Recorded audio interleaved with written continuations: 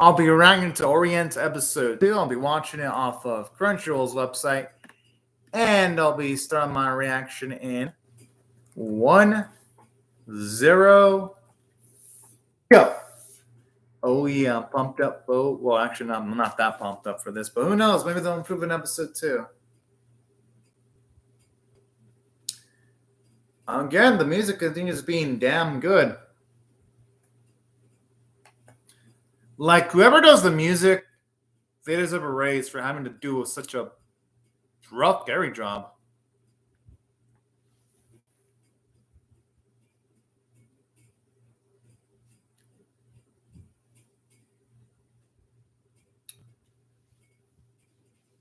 Damn, talk about a hardcore punishment there.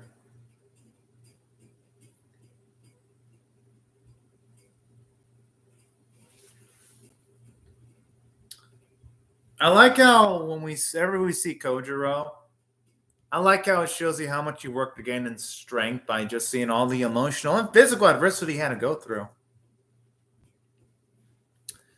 And while yes, you could argue that backstory of him having to have that chain ball near his body, you could argue that as edgy. I don't think it, as much as I didn't like the first episode that much, I don't think it was edgy at all. I think it does a great job of showing you why he has as much strength as he has. So I gotta give the episode some credit. At least the first episode for having at least some good groundwork as to why our boys have a good amount of strength. To their credit, anyway.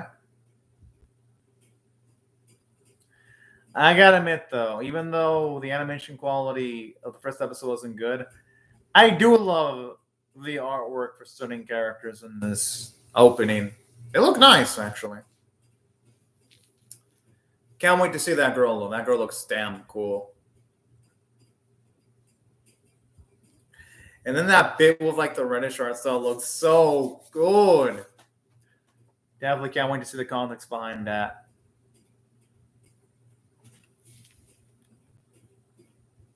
And interesting how this part of the opening, though, doesn't have a scythe anymore, but he has like that cool looking blade. Kind of makes me wonder if his scythe is gonna get destroyed midway, or is he gonna convert his scythe into that powerful looking sword? I wonder which path it's gonna take.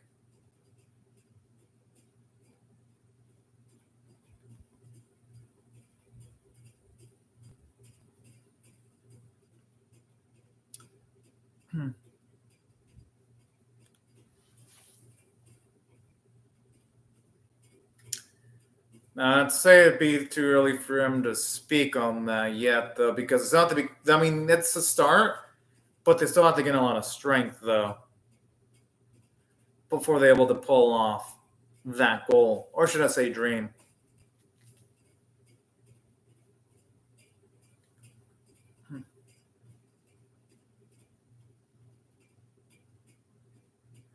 And no one blame him for that. I mean, that town doesn't seem like a grandiose place to live in.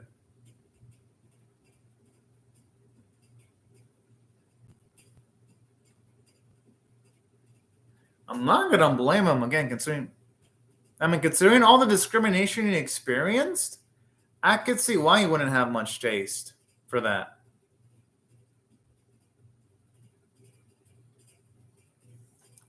And saying that, I think he's lying to himself in saying that. I think some part of him actually does care.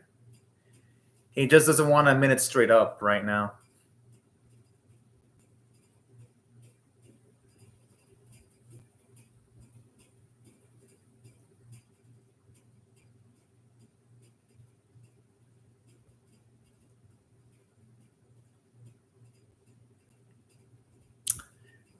I like that sound it's making. It sounds a little creepy.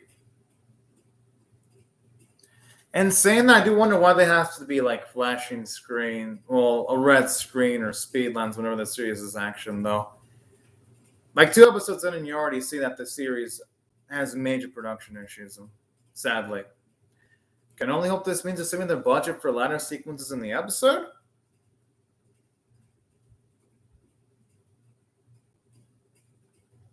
They should try destroying every single bit of its body at once so that it can't regenerate, but Kojiro and our boy don't seem to have a weapon that's capable of doing that right now.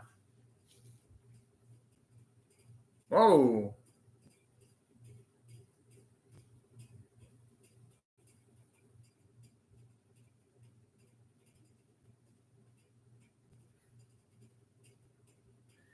Yo, that thing looks like it's about to power down. All right. Oh. Okay, it looks like now it's going somewhere.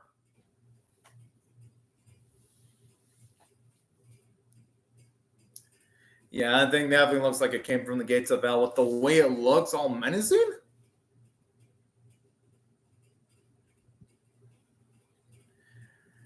Now, here the visuals actually look damn good. I guess this is what they were saving their money for. Yeah, especially like the way you see the debris, the sound effects, the way it's moving, the way it grew extra arms. Actually looks really fluid to its credit.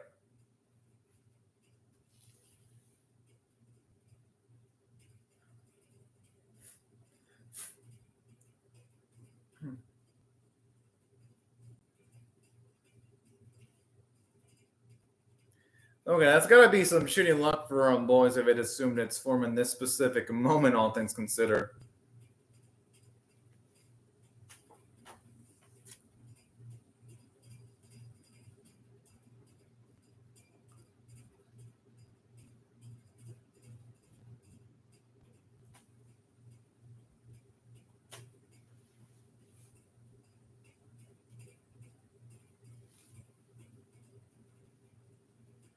Makes sense because that's the only means of the creature being hurt. I could see why I'd be going after the weapons.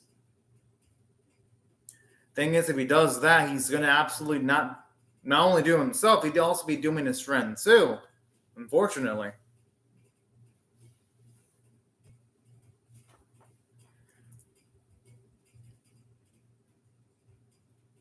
I mean, he could try. He could try eating Kojiro. That'd be making sure that he's completely down. Yo, how is Kojiro not majorly hurt by that? My goodness, what is he made of? Steel? No, seriously, like, how do the durability levels work in this series? Unless people that train to become Bushin just happen to have really durable bodies.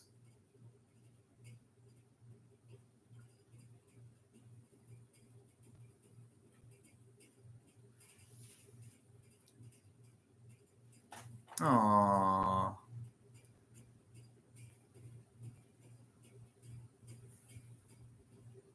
The thing is, they have to be Bushi because if no one else are Bushi, then there's really. Then again, I'm assuming the world in this series would be absolutely and utterly fucked, unfortunately.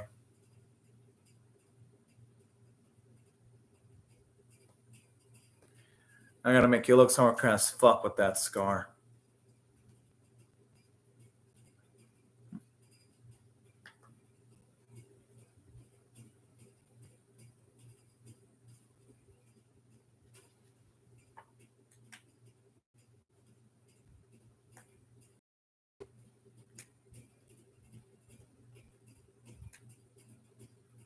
I mean, hey, I don't. I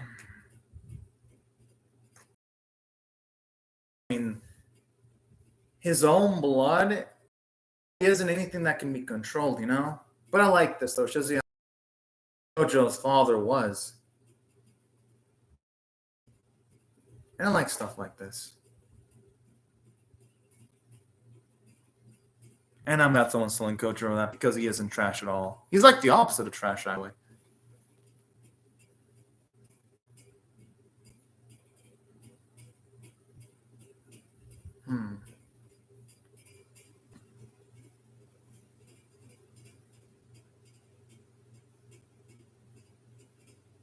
Yo, I like the thick line art too as he's drawn to the blade. It puts more emphasis on the emotion of the scene. Where just a few moments ago he wanted nothing to do with this lifestyle, but then slowly, as he's remembering, he's most likely wanted to still hold on to that blade. Yeah, exactly what I was thinking. There's no way he can let go of that blade. And this guy's actually seeing some healthy moments with this pops. This is actually pretty fucking adorable.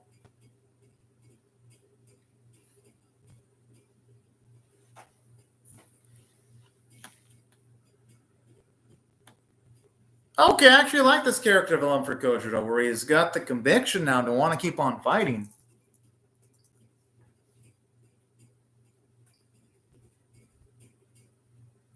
And what I love about this here too is as his own blood's being shed, it gets to see gravitas considering how much he was. Father was talking about how the Bushian blood in him is the reason why he likes swinging the blade so much. That's a lot of power. Oh. Well, you know what they say. It ain't the weapon that makes the man, but it's the man that makes the weapon.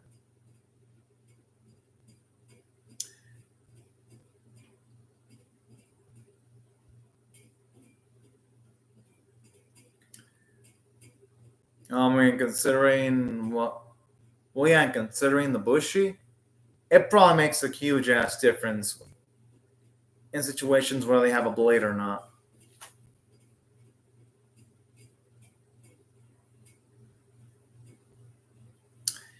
And I like the characterization, just seeing one of the few instances where he's like absolutely utterly angry.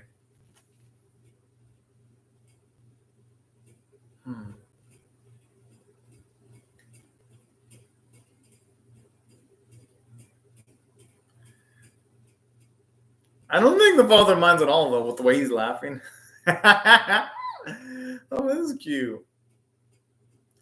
It's nice to see how he didn't hit it off with our boy immediately from the get-go, and that his relationship with Musashi was built over time. That's actually sweet. It makes his relationship with Musashi a lot more realistic, actually.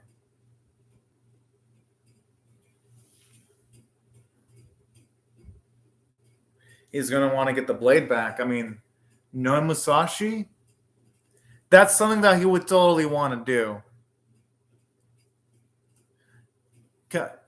Yep, I fucking knew it. I mean, it's Musashi. Instantly, the moment he jumped, I was like, yeah, he's definitely going to go for Kojiro's blade. Considering that he knows how much the pride of Ibushi is linked to their katana, he'd have every reason to want to get Kojiro's katana back.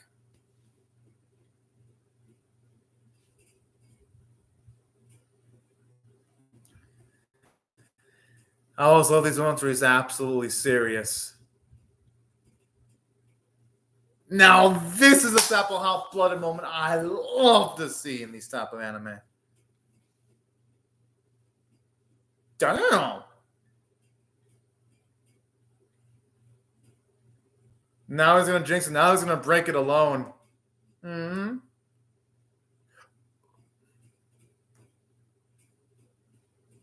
I like this. This is one of the ones where you see Musashi. Damn!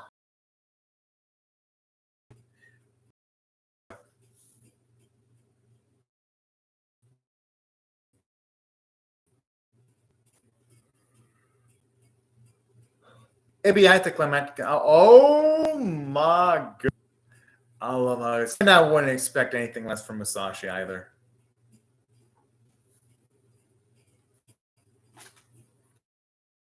Even has the Chad walk thing going on like this. But I love moments like this in anime.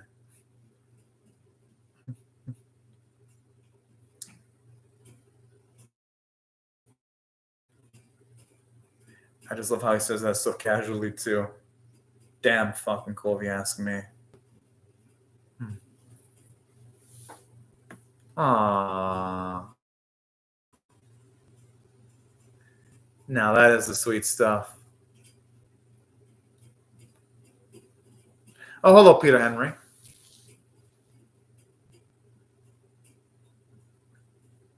And that explains why there was those chains attached to the blade too.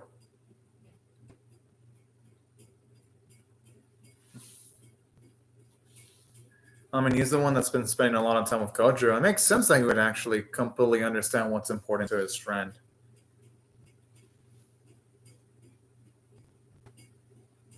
And you know what? Better he realize that now rather than later too. Oh, Sappy's finally starting to adopt Musashi's mindset. About damn time. Yes! He's becoming blooded like our boy. And I like this. This is a legitimate character development for Kojiro. Because now he's adopted becoming the strongest alongside his bud. And he's much more gung-ho now.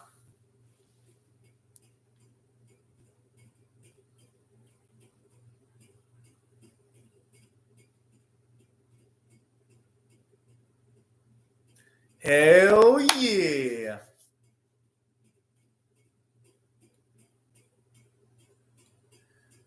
Okay, now that's how you introduce a fucking group right there with the way the rocks are fucking being destroyed. Now that's what I call. What the fuck? Wait, do they have a flying fortress?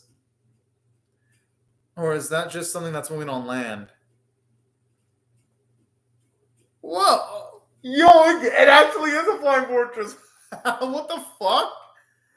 I mean, okay, but this is cool, I guess. Holy shit. I just love how this series has become completely over the top and says, fuck logic, we're just going to do random shit. But you know what? It works. I like how you can tell which one's the important one. The guy with the blue hair, because everyone else has like a similar uniform face except for the blue-haired man.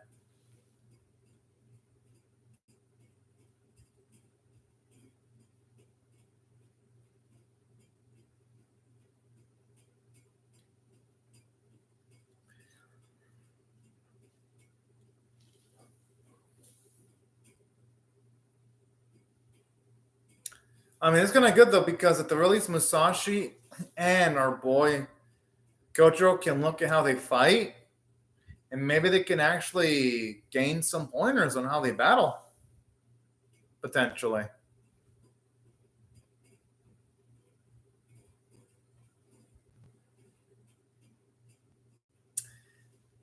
I just love how they're looking at the whole thing in awe.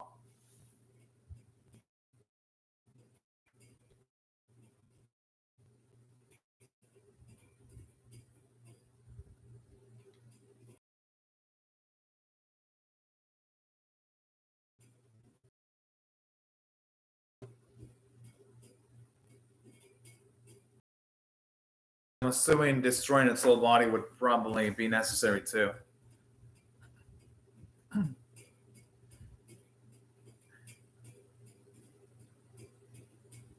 Whoa.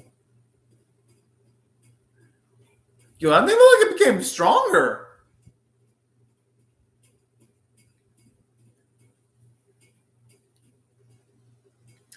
But hey, you know what? This is going to be a good lesson for Kojiro and Musashi. Oh. I mean, well, yes, maybe it might be best for them to leave. I think they could get a lot by watching how they battle, though. The more experienced Bushi.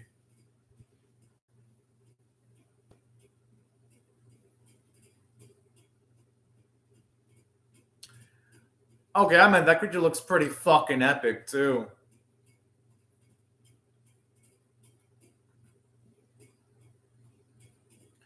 I get to what Musashi is down on. Just imagine training for a large portion of her life. The thing is, though, in life, sometimes you gotta take on disappointments in front of your face, unfortunately. The thing is, though, Musashi and Kojo weren't ready to take this accomplishment, though. No, no, no, no. The last thing you should do is try to do something reckless. Whoa! Okay, talk about absolute utter recklessness there. Yeah, but there's gotta be better ways of making their childhood dream come true, though. At least when it comes to taking their first steps.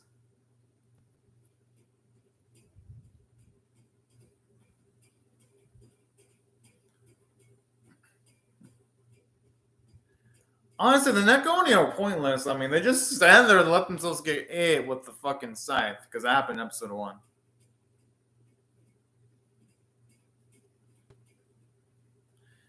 I mean, he would go that far because Musashi's the type of man who fight for his dreams.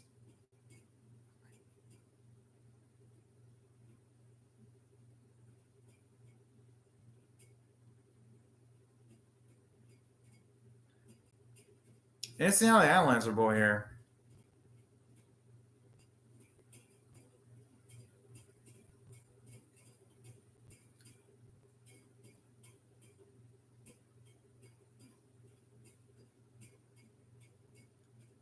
And it just shows you the balls that Musashi has, though.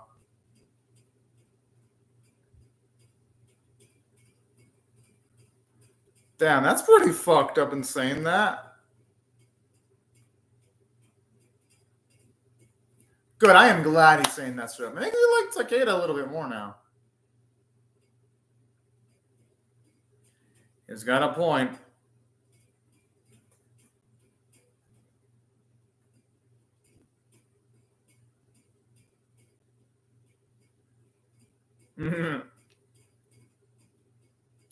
Nothing wrong with a little bit of idealism, though, from here and there, though.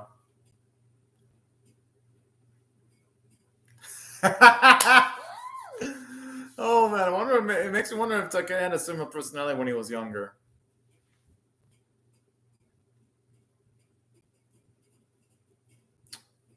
All right, this episode was actually legitimately good. I'm shocked. Holy shit. Now, if I had to rate this episode on a scale of 1 to 10, 1 being abysmal, 5 being average, 10 being exceptional, I'm definitely going to give this straight up a 7 out of 10 because we made plot progression. At least we're getting closer to them defeating the creature in this episode. And this episode is nothing but epic action-packed greatness from start to finish. And that's what I liked about this episode. And I'm noticing that in these credits, there's not a lot of outsourced names like there was in the previous episode. Because in the previous credits, I saw a lot of names that were in Korean or I think even a few Mandarin names. This time, it's mostly just kanji Japanese names. So you can definitely tell why this episode had. Okay, you have a few outsourced here and there, but I'm assuming those are the good, really good animators from China, I'm guessing, because it doesn't feel like there's a lot of outsourced names like there was last week. So good stuff, JC staff. If all the episodes in the series look like this or close to this series would be fucking fire. Like, no joke. Okay, I'm excited for them. I love the little trivia designs.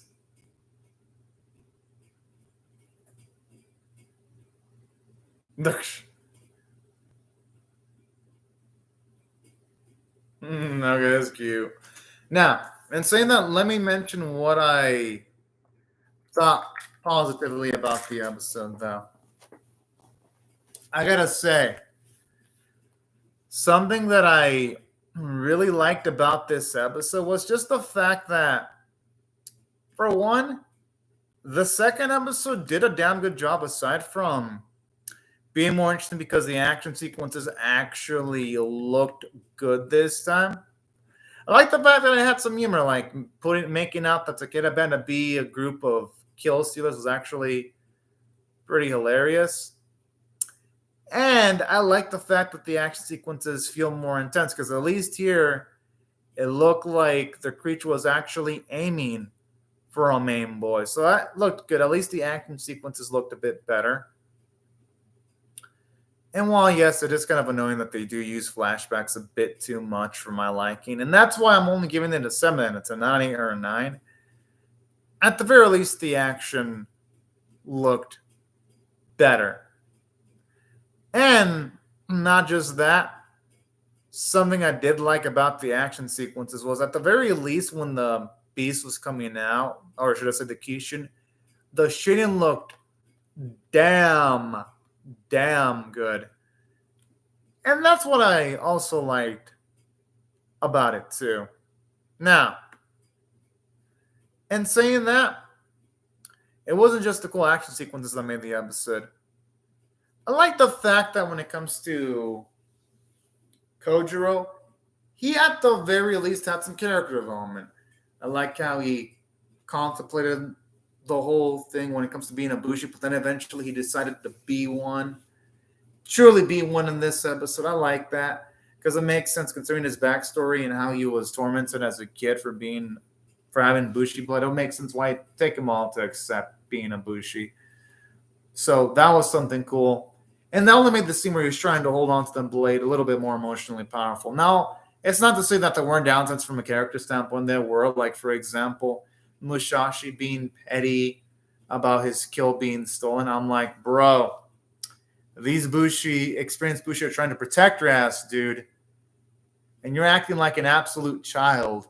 He's like, oh, yeah, we'll take the first step to being men. I'm like, dude, you're not taking the first step of being a man if you're being reckless and putting yourself in potential danger and making it harder for the Bushi to take down Akishi. You're making it harder than it needs to be.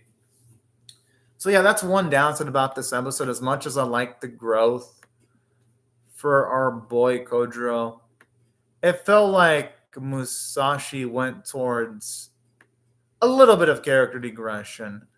And that's one of the downsides of this episode. And then it makes you wonder when it comes to continuity of damage, because you have Kojiro thrown towards like a fucking mountain and he's A-okay. You got, I'm assuming, Musashi falling into acid, but he's A-okay. I hope the series does explain the superhuman durability that their characters have, because it just feels like it's random as hell. And it'd be annoying if the series goes throughout its whole run without explaining important details like that. So those are some downsides about this episode that keep me from being like completely gung-ho about this series. But hey, you know what? At least this is a major improvement from episode 1, and it wasn't a dumpster fire, so there's that going for it. And yeah, that's why overall I got to at least rate it an above average 7 out of 10, because I really do think the episode does deserve it overall.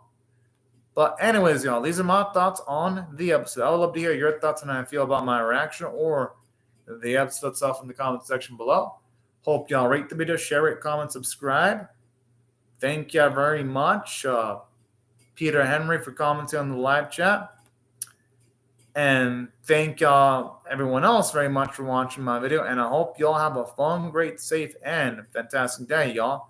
But anyways, thank y'all so much for watching my video, and have a fantastic day, everyone. Bye-bye.